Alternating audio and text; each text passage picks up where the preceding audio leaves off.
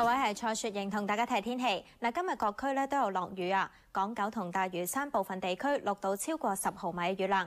睇下下晝5點鐘嘅衛星雲圖，一道低壓槽正係為廣東沿岸同埋南海北部咧帶嚟驟雨同埋雷暴。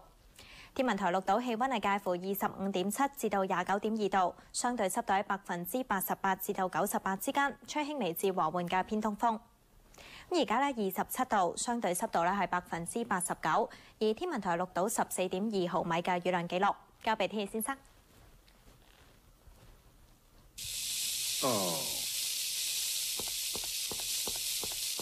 預測係多雲有驟雨，聽日短暫時間有陽光，亦都有幾陣雷暴。氣溫介乎26至到30度，吹輕微至和緩嘅偏東風。咁展望之後幾日仍然係有雨。預測空氣污染水平係輕微至偏高，而預測聽日最高紫外線指數係10，咁強度咧係屬於甚高。有睇下世界各大城市天氣。北京同上海係天晴，而成都咧係多雲，廈門有雨，廣州雷暴。澳門雷暴，台北同首爾有雨，東京天晴，馬尼拉多雲。胡志明市、曼谷同新加坡係雷暴，吉隆坡天晴，孟買多雲。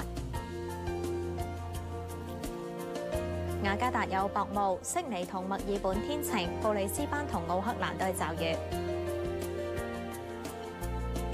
洛杉磯同多倫多係天晴，三藩市、紐約同溫哥華多雲。